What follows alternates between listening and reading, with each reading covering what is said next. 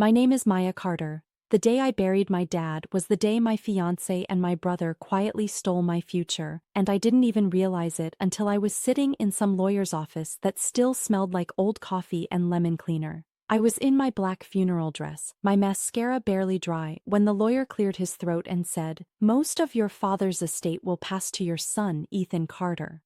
I actually laughed. It just popped out of me, this weird shocked little sound, because in my head there was no way that sentence could be real. My dad wasn't rich, but he'd always been honest and fair. He was the type who split everything down the middle between me and my older brother Ethan. He'd said it 100 times. "When I go, it's 50-50. That's it. No favorites."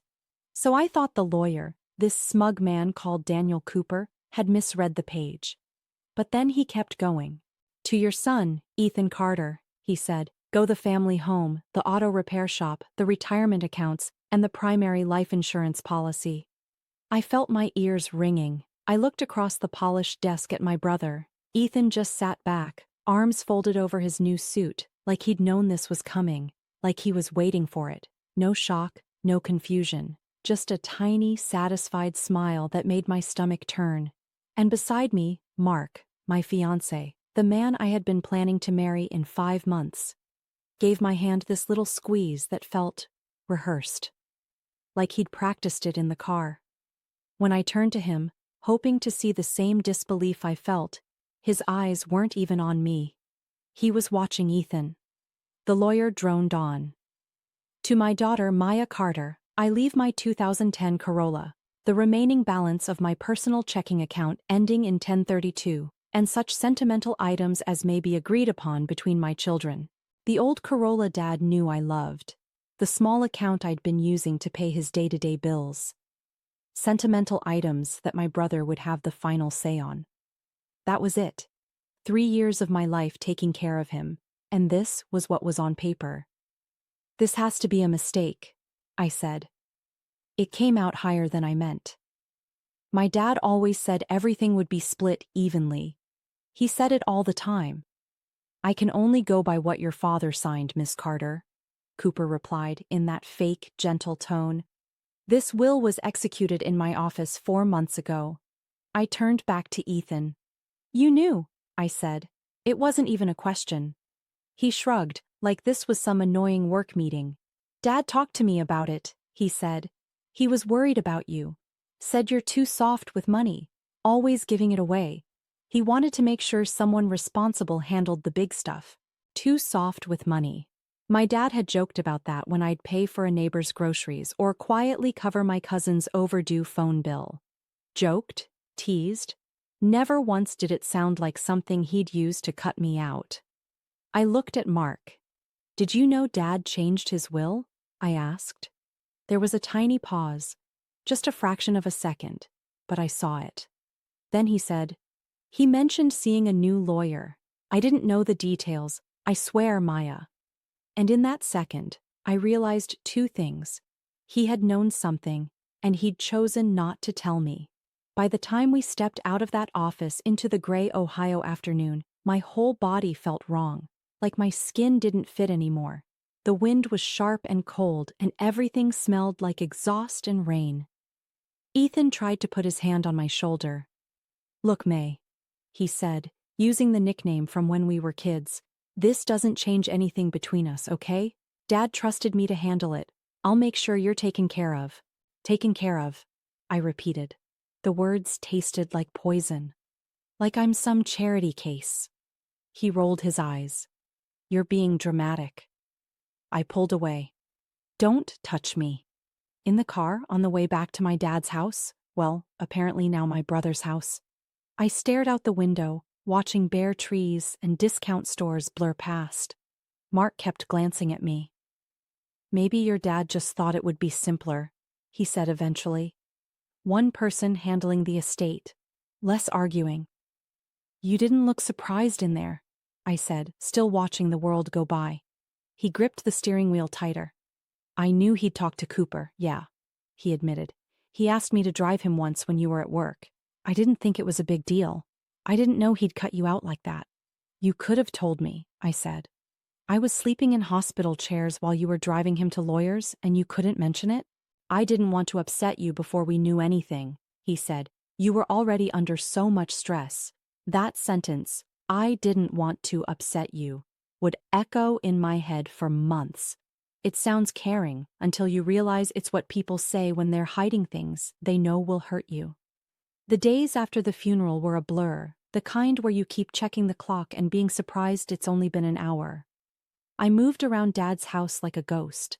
I kept hearing his voice in my head telling me to rest, to eat, to stop fussing. Ethan started talking about estate logistics like he was some kind of CEO, selling the house, maybe renting out the shop, optimizing assets. Mark hovered, making tea, doing dishes, reassuring me we'd figure it out together. I wanted to believe them. I wanted to believe my brother wouldn't really take everything, that my fiancé would fight for me. But the feeling that something was deeply wrong wouldn't go away. Then the first phone call came. It was 4 days after the will reading. I was at the kitchen table, surrounded by stacks of hospital bills and sympathy cards. My phone rang with an unknown number. "Hello?" I answered, expecting another medical office. "Is this Maya Carter?" a man asked. "Yes. Who's this?" "This is Alex from Sterling Credit Services. I'm calling about your past due balance on your Chase line of credit ending in 4782. "I don't have a Chase line of credit," I said automatically. He read out my full name, my address, the last 4 digits of my social. "The account's been open 9 months, he said. "Current balance just over $12,000. We've sent multiple notices." I felt like the room was spinning. "I never opened that," I said. "That's fraud. That's not me." "You'll need to file a report with the bank and the FTC, he said. "I can give you the steps." I hung up. My hands were shaking so hard I could barely open my laptop. I went straight to my credit report, praying it was some clerical mistake. It wasn't. There was that Chase account I'd never seen, a department store card, a gas card, almost $20,000 of debt sitting in my name, opened over the last year, exactly when I'd been so focused on Dad that I barely looked at my own mail. "Mark?" I called, my voice coming out too high. "Can you come here?" He walked in, wiping his hands on a dish towel. "What's up?" "Someone's stolen my identity," I said, pushing the laptop toward him. "Look at this. These accounts? I didn't open any of them." He frowned at the screen. "That's weird," he said slowly. "Identity theft, maybe. It happens all the time. You probably clicked some dodgy link when you were filling out hospital stuff." "Aren't you freaked out?" I asked. "This is 20 grand, Mark." He sighed. "Of course I'm not happy about it, but we'll sort it. Call the banks, file the forms. You're good with that stuff. Just one thing at a time, yeah?" I stared at him.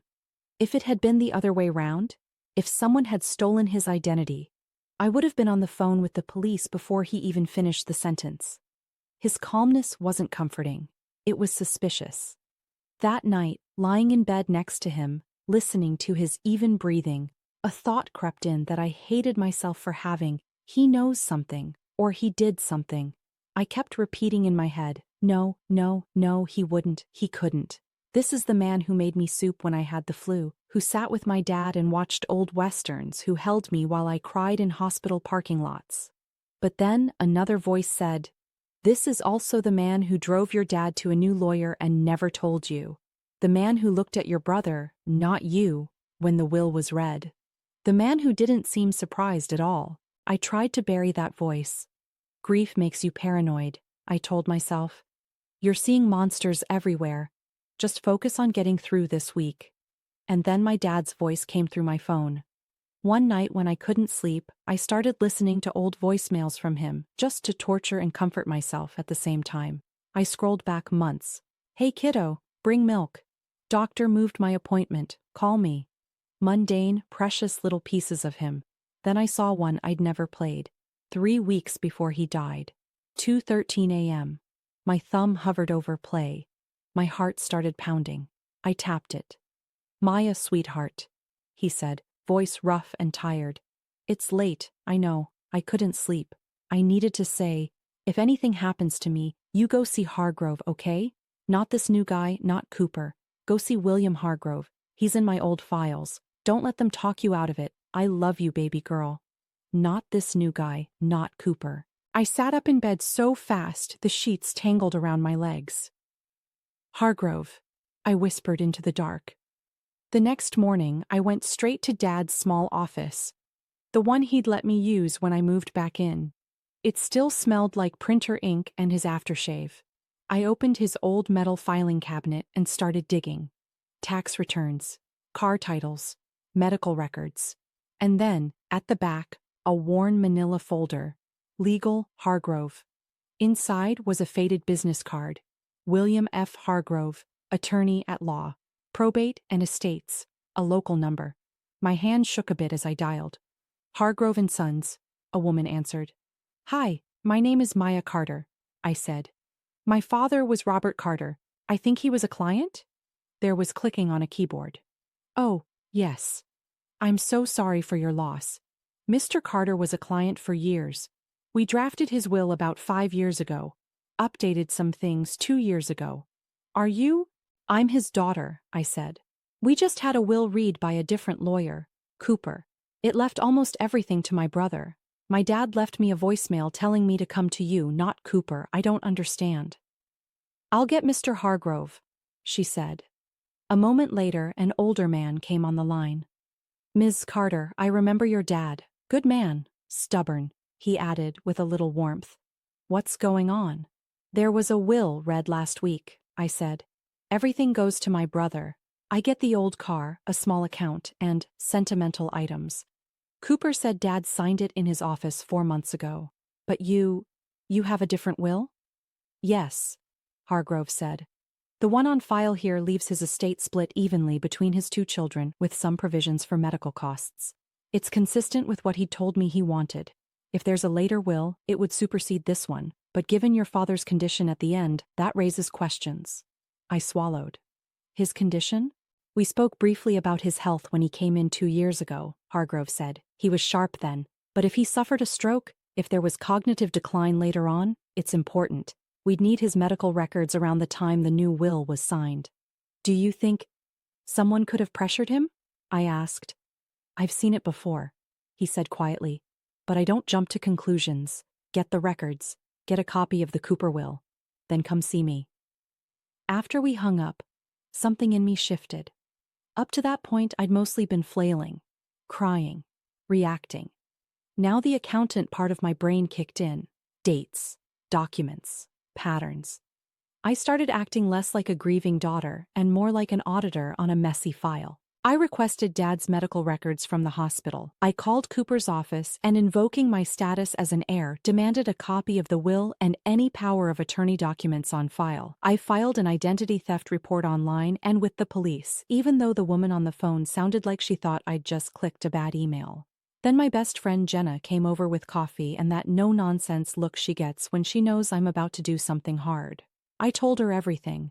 The weird will, the old will, the identity theft, Dad's voicemail, Hargrove. She listened, then bit her lip. I didn't want to pile on when you were in the middle of everything, she said. But I think I heard something I shouldn't have about a month before your dad died. My chest tightened. What?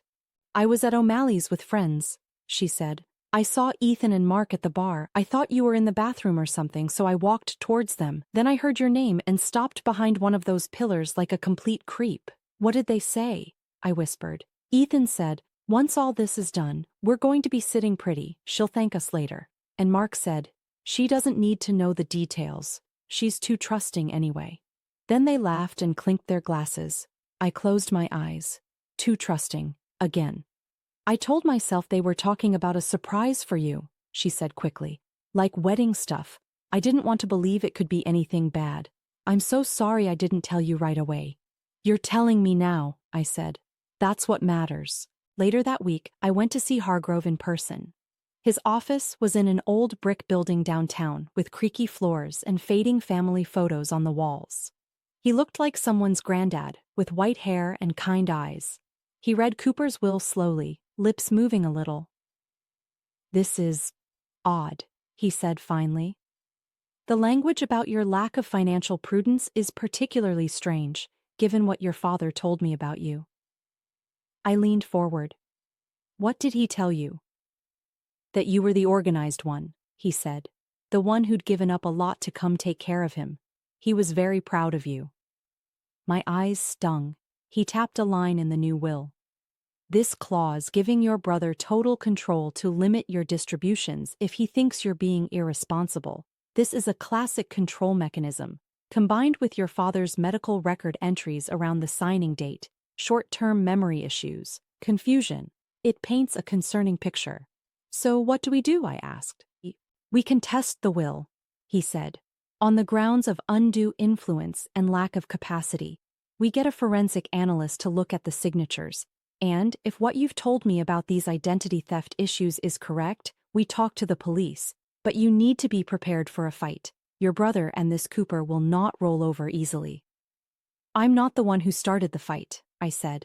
I'm just refusing to pretend everything's fine. I thought that was the big twist. It wasn't. The biggest one was still hiding in my dad's recliner. A few days later, I was cleaning the den, moving furniture to vacuum, when I bumped the base of his old chair and heard a clink. I reached underneath and felt something taped there. A small key, with a faded red tag, First National Bank, safe deposit. My heart started pounding again. I drove straight to the bank, clutching that key like a lifeline. The woman at the desk checked my ID, Dad's death certificate, and the key. Your father listed you as a co-renter on this box, she said. That means you can access it. In the small private room, she slid a thin metal box out and left me alone. Inside were some old stock certificates, a high school class ring, and a thick envelope. Maya, it said on the front in my dad's terrible handwriting. I opened it. There was a letter and a small USB drive taped to the back. Maya, it began. If you're reading this, I chickened out of saying all this to your face. I'm sorry. I didn't want to worry you, but I think I messed up. Your brother and Mark came round, said they'd found a new lawyer who could protect you. They took me to Cooper. I was tired. There were so many papers. When I asked questions, they talked over me. At home, I read the copy and it didn't look right. It didn't match what I told you I wanted. I went back to Cooper without them. He got nervous, told me not to fuss, said it was too late to change much. That's when I started feeling like something was off. So I recorded some of our conversations, and one they had in the kitchen when they thought I was asleep. If everything's fine, throw this away and call me a silly old man. If it's not, go to Hargrove. Give him this. Don't let anyone tell you you're bad with money. You've been stronger than both those boys put together. I love you. Always. Dad. At home, I plugged the USB into my laptop and opened the files. 3 audio recordings. My hands were shaking so hard I nearly dropped the mouse. The first was Cooper's office. I recognized his voice. So, Mr. Carter, we're just following up on your concerns about your daughter's generosity, he said. My dad sounded tired. She's good with money, he said. She handles my bills. She keeps track of everything. Sure, but she's also given a lot away, hasn't she? Ethan's voice cut in. You told us she paid off Jenna's car loan. Money just goes out the door with her. Being generous isn't a crime, Dad said. She's got a good heart. We just don't want someone taking advantage of her, Mark said. Hearing his voice say those words made me feel physically sick. You said yourself you worry about what'll happen if some guy comes along and sweet talks her out of everything. I said I want her safe, Dad repeated, and I want things fair for both my kids. And that's all this does, Cooper said smoothly. It keeps things fair, but with your son managing the estate, just sign here and here. The pen scratched across paper. The recording ended with my dad's shaky sigh. The second recording was in our kitchen. You could hear the hum of the old fridge. I read that paper again. Dad said. He sounded more like himself. It says Maya gets almost nothing. That's not what we agreed.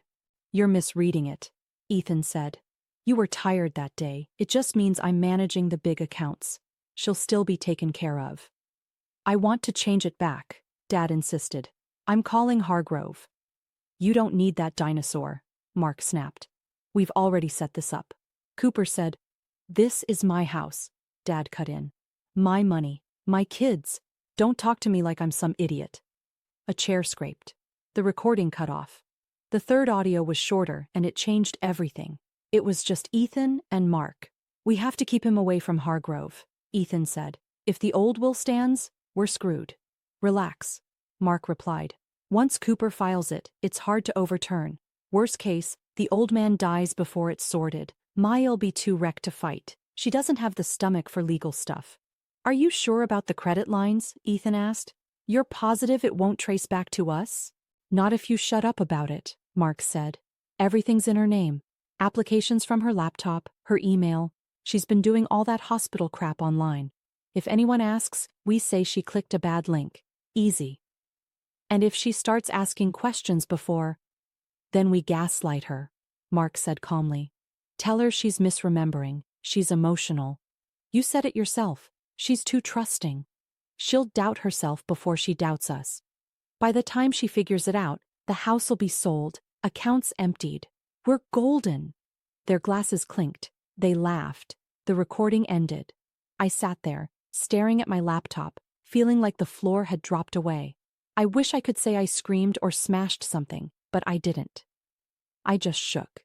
Because in that moment, all the little cracks, the secret lawyer appointments, the weird calm at the will reading, the identity theft, the bar conversation Jenna overheard, snapped together into one horrible picture. The man I was going to marry, my own brother, planning to ruin me, banking on the fact that I was too trusting and too emotional to fight back. I cried for a while, ugly, heaving sobs that left me gasping. I cried for my dad, who had felt something was wrong but hadn't known how to fix it. I cried for the version of my life where Mark was my safe place and Ethan was still my big brother, not my enemy. And then the crying stopped. Something colder settled in. I'm stubborn, always have been. Once I see how a puzzle fits together, I can't unsee it. And once I know someone thinks I'm weak, it lights me up inside like a match. If I confronted them right then, they'd deny everything. Call the recordings fake. Say Dad was confused, that they were joking around. They'd twist my grief against me. They'd do exactly what they'd planned. Gaslight me. So I didn't storm out. I didn't scream. I documented. I made multiple copies of the audio files, uploaded them to cloud storage under boring names, printed transcripts, gave a copy of everything to Jenna to keep at her flat, just in case my house burns down or something. I joked weakly. Then I went back to Hargrove. He listened to the recordings with his jaw clenched. "This is damning," he said. "Combined with your father's condition, we have a very strong case to challenge the will. And this identity theft plan? That's criminal." He put me in touch with a forensic document examiner who later confirmed Dad's signatures on the new will and power of attorney showed signs of being guided. Unnatural pressure, hesitation marks. We added that report to the growing stack. I took the recordings and my credit reports to the detective in charge of my fraud case. At first, he'd been treating my file like one more boring identity theft complaint. When he heard Mark talking about opening accounts in my name and gaslighting me, his whole face changed. "This is not your average scam," he said. "We'll be opening a proper case on this." But I also knew I needed something current, something they did after Dad died, that proved they were still trying to get their hands on more. So, with Jenna's help, I set a trap. We created a fake email that looked like it came from one of Dad's old investment advisors. We built a realistic-looking PDF statement that showed a forgotten investment account in Dad's name with about $250,000 in it. We set up a completely fake secure access link that went nowhere, except it logged IP addresses and screen-recorded anyone who tried to use it. Then, one afternoon, I found it. I forwarded the fake statement from the advisor email to my own, then forwarded it to Ethan, copying Mark. "Hey," I wrote, "I've been going through Dad's old emails and found this. Do you guys know anything about it? I'm too overwhelmed to figure it out right now." An hour later, Ethan replied, "Probably nothing. Those statements go out automatically. I'll look into it. Don't worry." Mark didn't reply, but that evening, while he and I were on the sofa half watching something on Netflix, my phone buzzed with a text from Jenna. "They clicked it," she wrote. First from your house Wi-Fi, then from his school. Tried Dad's old password, then tried forgot login with your email and Ethan's number. That was it. They saw a chance at more money and instantly tried to break into it, even after everything that had already happened. So I planned one last thing. I told Mark I wanted to have Ethan over for dinner. We're all at each other's throats, I said, playing up the exhaustion. Dad would hate this. Maybe if we talk honestly we can clear the air. I don't want to lose my family over money. He softened, like I knew he would. You're right, he said. We should talk. On Saturday, I cooked Dad's favorite pot roast. I set the table with actual plates instead of the paper ones we'd been using since the funeral. I put on low music. On the surface, it looked like a peace offering. What they didn't know was that I'd propped my phone on a shelf behind a plant, recording video of the table, and hidden Jenna's old phone on top of the fridge, recording audio. I was done having conversations I couldn't prove later. We ate, we talked about nothing. The weather, football, some neighbor's new dog. For almost an hour, I played the role of the confused, hurt, but reasonable woman who just wanted everyone to get along. Then I set my fork down and looked up. I need to ask you both something, I said, keeping my voice steady. And I need you to be completely honest with me. They went still. Ethan's eyes flickered to Mark. Mark frowned a little. Of course, Mark said. What is it? Are you stealing from me? I asked. Either of you, both of you, answer me straight. Ethan laughed first, too loud. What, Maya? I know about the old will with Hargrove, I said, cutting him off. The one that split everything 50-50. I know Dad was confused when he signed the new one. I know he went back to Cooper because he didn't like how it looked, and Cooper told him it was too late.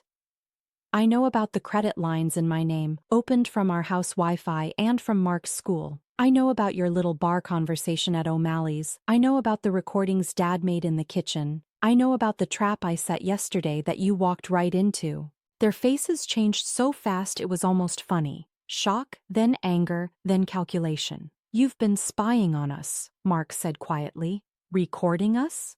Like you recorded my dad's conversations with you? I said. Oh wait, that was him, because even sick, he realized you were up to something. Ethan slammed his hand on the table. Those recordings are illegal, he snapped. You can't just tape people without consent and expect it to hold up. Dad taped himself, I said, in his own house. And I have emails, bank logs, IP addresses, and now this charming dinner convo on 2 devices. So yes, I think it'll hold up just fine. You don't understand, Ethan said. His face was red. You've always been the favorite. Dad bragged about you nonstop. When my life fell apart, when I was drowning in debt, nobody swooped in for me. You get a halo for doing what any daughter should, helping your sick parent, and I get labeled the screw-up. So you fix that by becoming an actual criminal? I asked. By stealing from me? From Dad? It wasn't supposed to be like this, Mark cut in. He sounded desperate. At first it was just about protecting you. Your dad was scared you'd be too generous, that you'd hand the money to whoever asked. We thought, stop, I said. Don't use him as an excuse. I heard him telling you I was good with money. I heard him say he wanted it fair. I heard him say he was calling Hargrove. And I heard you both talk about gaslighting me. That wasn't protecting me. That was planning to break me. He flinched like I'd slapped him. If you go to the cops, my career is over, he said quietly. I'll lose my license. Ethan could go to jail. Is that really what you want? To destroy us? You already destroyed us, I said. My relationship with you. My trust in my brother. You did that when you chose money over honesty. When you sat in a bar and called me too trusting while planning how to use that against me.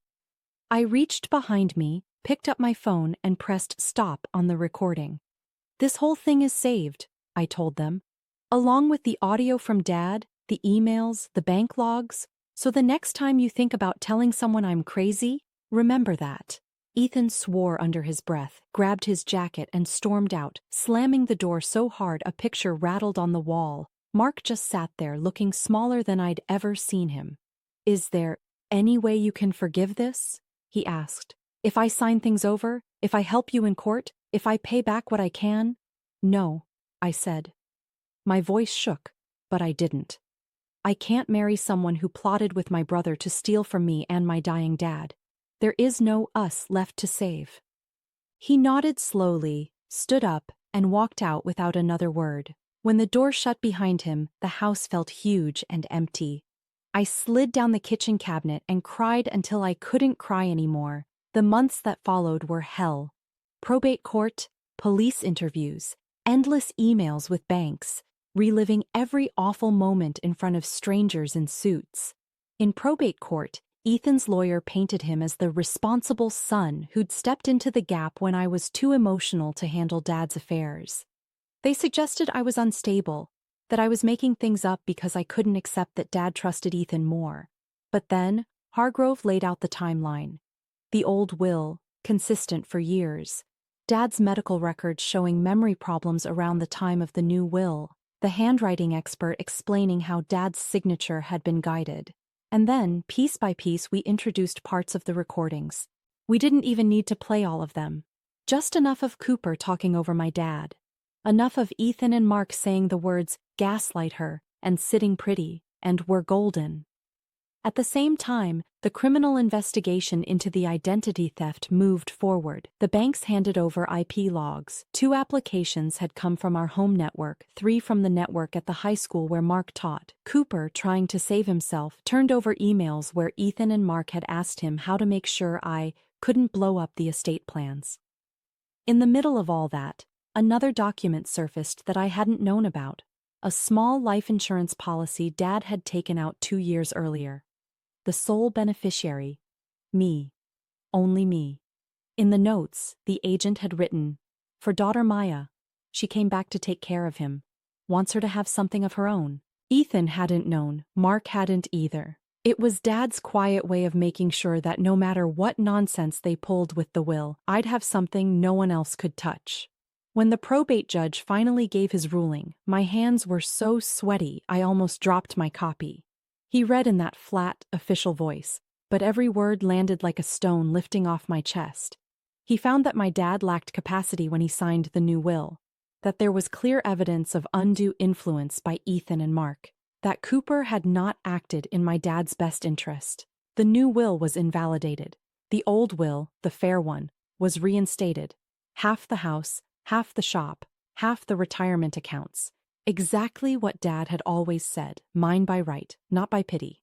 He also referred Cooper to the state bar and the whole mess to the district attorney to consider criminal charges. In criminal court, both Ethan and Mark took plea deals. Cooper lost his license and avoided prison by cooperating. Ethan got probation, restitution, mandatory counseling. Mark, because of the identity theft and the abuse of trust from his teaching role, got 18 months in prison and had his teaching license permanently revoked. I went to Mark's sentencing, not because I wanted to watch him in handcuffs, but because I needed to close that chapter myself. When the judge asked if I wanted to speak, I stood. "I was going to marry you," I said, looking right at him. "You held my hand in hospital corridors while my dad was dying, and at the same time you were planning how to use that pain to get money. You didn't just steal numbers from a bank account. You tried to steal who I was. You wanted everyone to think I was too weak, too emotional to handle my life, so you could control it instead. I'm not here because I enjoy seeing you punished. I'm here because the truth matters. Choices matter, and you made your choices, over and over."